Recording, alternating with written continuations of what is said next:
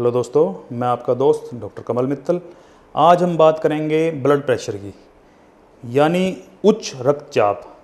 दोस्तों, जैसा कि नाम से ही पता लग रहा है कि भी रक्त का दबाव का बढ़ जाना। दोस्तों, हमारे शरीर के अंदर सामान्य तौर पर सिस्टोलिक और डायस्टोलिक दो तरह के ब्लड प्रेशर होते हैं, जिसको आम रूटीन में लोग ऊपर का और नीचे का समझते हैं। सिस्टोलिक डायस्टोलिक तो उनको बोलना आता नहीं। तो ऊपर का जो ब्लड प्रेशर होता है 120 और नीचे का जो ब्लड प्रेशर होता है 80, ये एक सामान्य ब्लड प्रेशर होता है एक आम आदमी के अंदर। जब इसका लेवल अगर बढ़ जाए तो उसको बोलते हैं हाई ब्लड प्रेशर, अगर इसका लेवल घट जाए तो उसको बोलते हैं लो ब्लड प्रेशर। तो दोस्तों, ऐसा क्या होता है शरीर के अंदर कि ये दोनों हमारे ब्लड प्रेशर बढ़ते हैं या घटते हैं, एक तो हम उस चीज़ को जानेंगे। दूसरी बात, ये ब्लड प्रेशर हमारे शरीर में सिस्टोलिक डायस्टोलिक बनता कैसे है, उसका भी हम पता निकाल लेंगे। तीसरी बात, इसमें क्या घरेलू उपाय हो सकता है इससे बचने के लिए, या इसका क्या आयुर्वेदिक इलाज हो सकता है, हम उन सभी चीज़ों की आज बात करेंगे। आप इस वीडियो को अंत तक जरूर देखें और हमारे चैनल को सब्सक्राइब जरूर कर लें, क्योंकि दोस्तों मैंने देखा कि भी अगर आप एक वीडियो को अंत तक देखते हैं तो हो सकता है उसमें अंत में ही कोई ऐसी बात छिपी हो जो आपकी स्टार्टिंग में रह जाए। तो इसलिए हमेशा दोस्तों जो लाभदायक वीडियो होती हैं उनको अंत तक जरूर देखना चाहिए। दोस्तों, अब हम बात करते हैं कि सिस्टोलिक और डायस्टोलिक बीपी की। दोस्तों, जो हमारा सिस्टोलिक बीपी है, जिसको हम ऊपर का बीपी कहते हैं, वो 120 सामान्य होता है।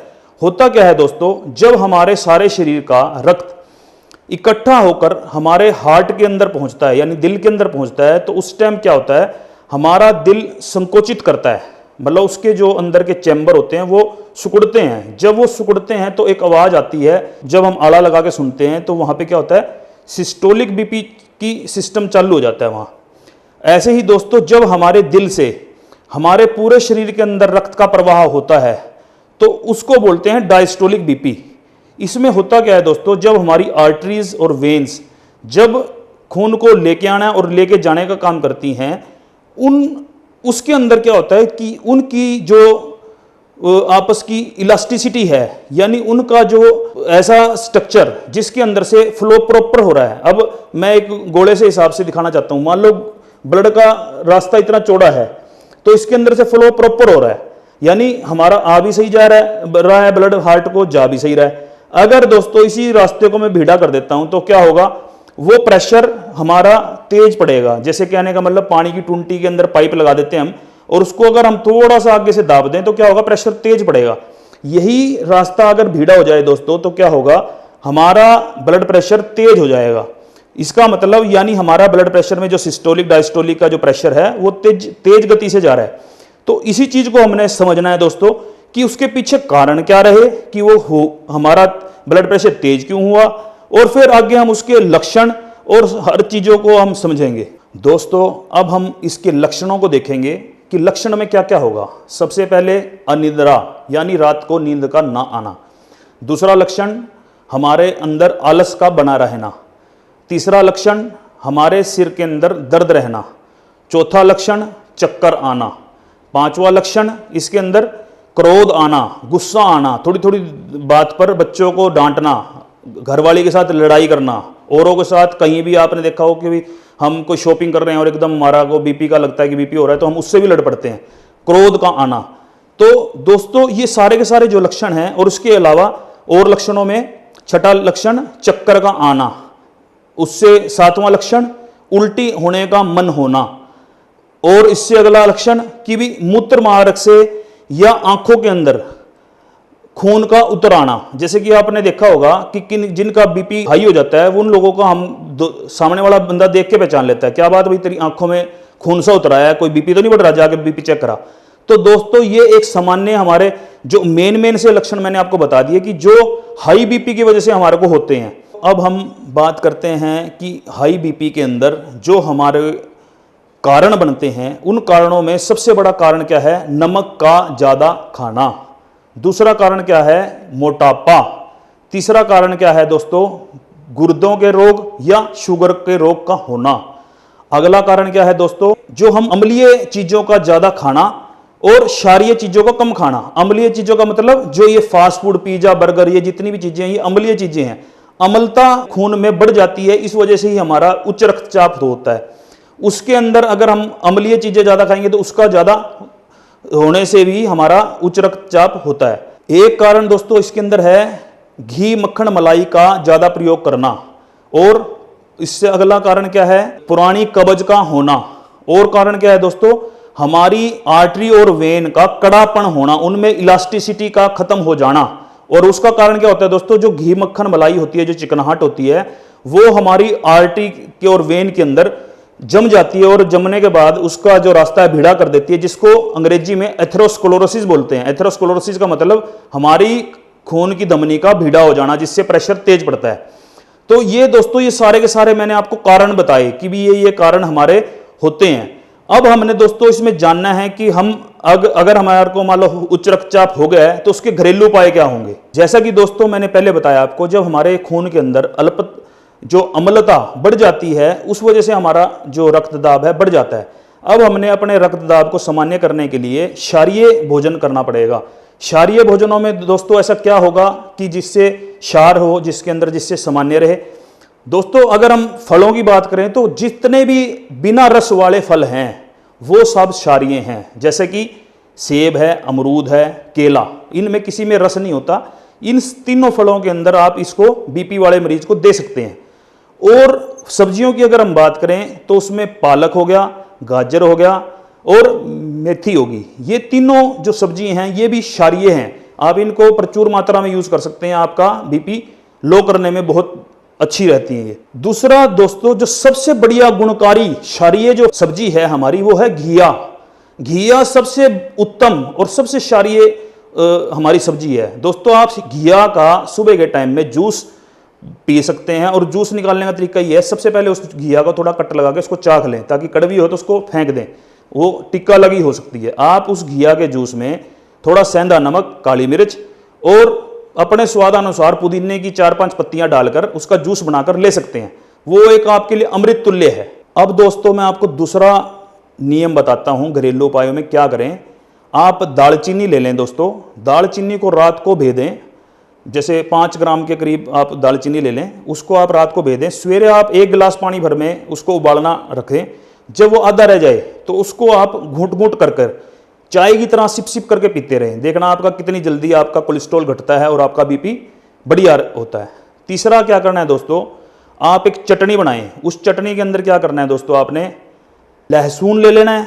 लहसुन की कलियां 2-3, उसको या तो आप खाली पेट भी एज ए कैप्सूल की तरह भी निगल सकते हैं, या दूसरा क्या कर सकते हैं दोस्तों, लहसुन की 2-3 फांक लेकर उनको कूट के चटनी बना लें। उसमें थोड़ा सा अदरक डाल लें, अदरक की भी रस निकाल लें, उसमें 1 चम्मच शहद डाल लें। और उसके अंदर दोस्तों आप सेब का सिरका 2 या 3 चम्मच आप डालकर 1 गिलास पानी के अंदर अगर उस सारे मिश्रण को घोल के पी लेते हैं तो मैं कहता हूं कि आपका कोलेस्ट्रॉल लेवल इतना जल्दी चला जाएगा।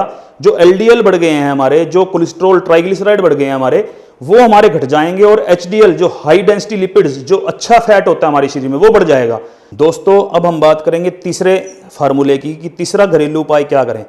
अब हम क्या करें दोस्तों, अगर किसी को हार्ट में पेन रहता है या किसी ने बता दिया कि ब्लॉकेज हो गई है, तो आप उसके अंदर अर्जुन की छाल, हमारी एक रामबाण दवाई है, अर्जुन की छाल ले लें, उसको कूट के उसका चूर्ण तैयार कर लें। उस चूर्ण को आप 1 चम्मच भर रात, मतलब 1 गिलास पानी में आप घोल दें। घोलने के बाद उसको उबलना टेक दें। उबलना रखने के बाद जब वो आधा रह जाए तो अर्जुन की छाल की चाय बहुत लाभदायक होती है दोस्तों। अब दोस्तों जैसे कि हमने अब ये सारे के सारे घरेलू नुस्खे देखे, अब आयुर्वेदिक नुस्खों के अंदर हम ऐसा क्या करें जिससे हम अपने उच्च रक्तचाप को सही कर सके। उच्च रक्तचाप को सामान्य रखने के लिए दोस्तों क्या कर सकते हैं, आप सर्पगंधा की जड़ ले लें। सर्पगंधा की जड़ को आप बारीक चूर्ण कर लें और उसमें 1/4 चम्मच सवेरे, 1/4 चम्मच शाम को खाना खाने के बाद अगर आप ले लेते हैं तो आपका जो उच्च रक्तचाप है वो सामान्य हो जाएगा। और दोस्तों इसके अंदर जो अगर हम बात करें तो हमारा प्रभाकर वाटी भी आती है बाजार में, आप वो भी ले सकते हैं। अगर आपको देखो दोस्तों उच्च रक्तचाप से रिलेटेड कोई दिक्कत आती है और आप ठीक नहीं हो रहे, तो आप हमारे से टेलीफोनिकली संपर्क भी कर सकते हैं। हम आपको उसके हिसाब से जो आपको दिक्कत है हम आपको उसका रिजल्ट बताएंगे कि और उसका निवारण करेंगे। इसके साथ साथ दोस्तों जैसे आपने उच्च रक्तचाप का तो ये सिस्टम समझा, अब हम बात करेंगे थोड़ा सा जिसको लो बीपी हो गया। दोस्तों अब लो बीपी में क्या करना है, हाई बीपी का उल्टा है लो बीपी, उसमें 120-80 से ऊपर चला जाता है बीपी, उसको हाई बीपी बोल दिया। जब 120 और 80 से नीचे चला गया बीपी तो उसको लो बीपी बोला। यानी हार्ट अपना उतना दाब भी बढ़ा नहीं पा रहा जितना कि एक सामान्य दाब होता है। तो दोस्तों उसमें सबसे बढ़िया घरेलू उपाय और क्या कर सकते हैं आप, सबसे बढ़िया उसमें है गुड़। आप दोस्तों गुड़ को पानी में 1 चम्मच भर घोल लें, उसके अंदर थोड़ा सेंधा नमक मिला लें और उस पानी को आप पी लें, आपका रक्तचाप अपने आप ही बढ़ जाएगा।